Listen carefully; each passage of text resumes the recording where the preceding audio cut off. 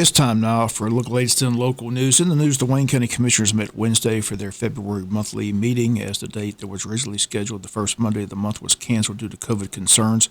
But on Wednesday evening, everyone masked up in social distance, but still disharmony among the Board of Commissioners.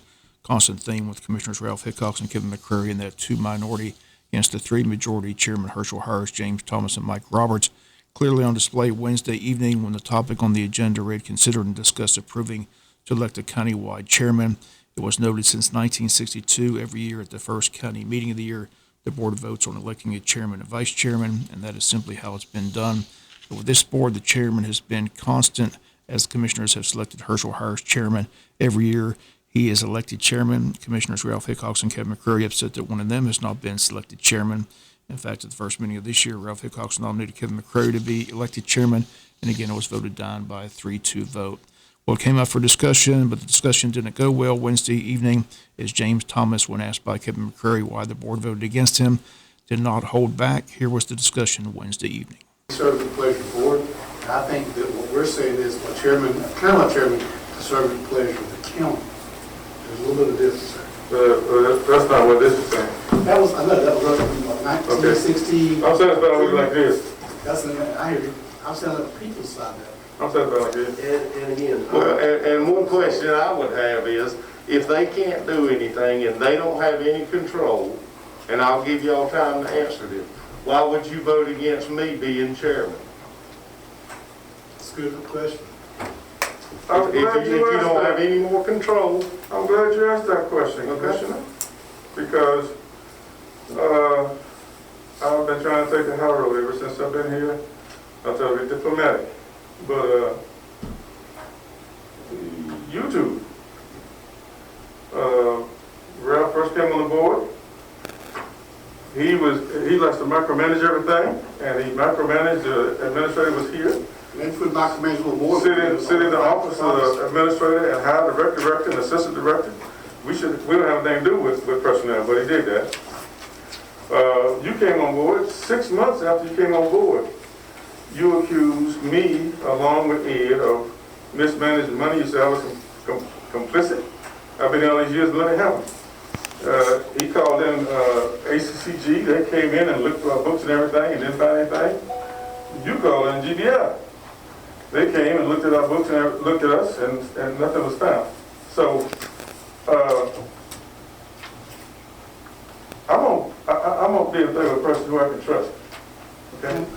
But they may have proven that, but the auditors that we hired to look at our books told us that I was correct. The auditors did not say that. The auditors said he did not move any money. Of course they did. No, they didn't. We had a sheet of paper I tell you that what, showed where money was shifted. everybody should listen to, I think it's public record now, the GBI tape.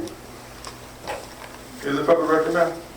Yes, it's public, it's open record. yeah, the normal protocol that after investigation is completed, Yeah. it's subject to Everybody should listen to that CD. And go back and look at the minutes for the auditors that audit our records every And if you year. listen to that CD, when you hear him interviewing Mr. McCurry and his wife, you think she was commissioner. She did all the talking. All right, gentlemen, we've got all subjects, so I'm gonna make a motion that we do not approve the Better wait program right now. till your third one comes back, and you're gonna have a tie vote there. He left. He left. We're fixing to get My tie votes motion back was, on. my motion was, it would be to table the elect by chairman until another meeting. That makes sense. Down, put it up, we can table it. All right, next item on the agenda. Once again, that discussion last night, the Board of Commissioners meeting, it should be noted that WIFO received a copy of that GBI disc under the Open Records Act, listened to it in its entirety, but it's been so long ago, all I can really recall was that the fact that the GBI cleared anyone of any wrongdoing. Again, the issue about the countywide chairman was tabled Wednesday on a 4-0 vote. Commissioner Mike Roberts, during the discussion, simply got up and walked out of the meeting, never came back. WIFO was able to talk with Mr. Roberts to check to see if he was okay, because everyone at the meeting assumed he just simply got up to go to the restroom and was coming back. But Roberts told me last night he's simply tired of all the arguing and bickering back and forth and just decided on Wednesday evening enough was enough, and he decided to leave the meeting.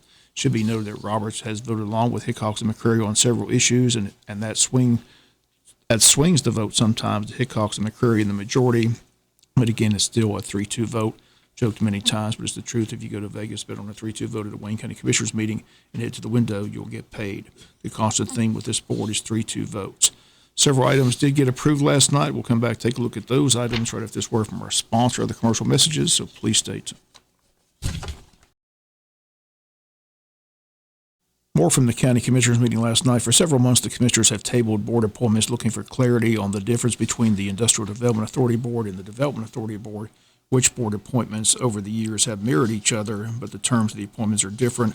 Last night, the board heard from attorney from the IDA, Tracy Lindsay, explained the differences. The Industrial Development Authority is constitutional, while the Development Authority is statutory. They were each created with the mission of promoting development and decreasing unemployment. Constitutional Authority has the power to issue bonds and fund projects if new jobs are created without reducing jobs elsewhere in the state. Statutory has the power to issue bonds to fund projects if the project will keep existing jobs, such as an expansion project in an existing business. Why do we need both authorities? The answer last night: it is rare when a constitutional authority really has a power that a statutory authority does not have, but it does happen occasionally. One example is that because of another constitutional provision, the statutory authority could not contract with the county to construct a public road, but in the proper case, the constitutional authority could. Again, in terms of day-to-day operations, monthly meetings, etc., under which authority does Wayne County typically operate and why? For projects, they normally use the constitutional authority, which is the IDA, because it has some good language about tax exemptions for its property. But again, both are useful in specific circumstances. So after the explanation, the board decided to appoint the board appointments last night. The board appointed Randy Franks and Sean O'Quinn on the Development Authority and Brian Griffiths and Tommy Grittish to the IDA board. Commissioners tabled a resolution for a Public Works Authority and Parks Authority, and we'll have a meeting next Thursday at 5:30 p.m. in Courtroom C to discuss the Public Works Authority. Commissioners are concerned about the future of the downtown courthouse, also concerned about security at all the courthouses in Jesup. Judge Vi Bennett on hand says there are certain guidelines on the essential items needed for security, and she was going to submit that information to the commissioners. The discussion continues to concern the cost involved on how much and how to pay for all this. All that's still in the discussion phase. Once again, they'll be up for discussion next Thursday evening in the called meeting under items with the administrator. Last night, the commissioners approved amending the budget to include $6,600 for the district attorney's office to beef up security with bulletproof glass, also to secure the back door. That's a look at your Wednesday's commissioners meeting. We'll come back with some final news notes after this word from our sponsor of the commercial messages, so please stay tuned.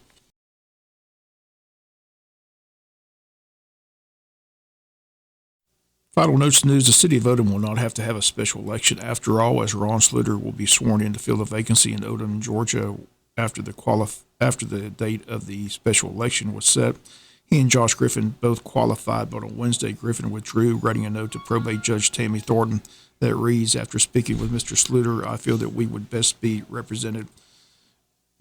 be best to represent the city of Odom. I truly want what's best for the city. Therefore, I'm officially resigning from running for the council. Thank you, Josh Griffin." So with Griffin withdrawing, Ron Sluter, the only candidate that qualified, but he cannot be sworn in until after the date of the special election, which is set for March 16. So after that date, Ron Sluter will be sworn in as a new commissioner of the city of Odom on their city council, again, filling the vacancy left by the resignation of Willie McLaughlin.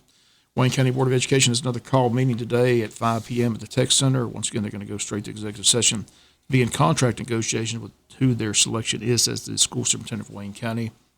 All the details have to be worked out.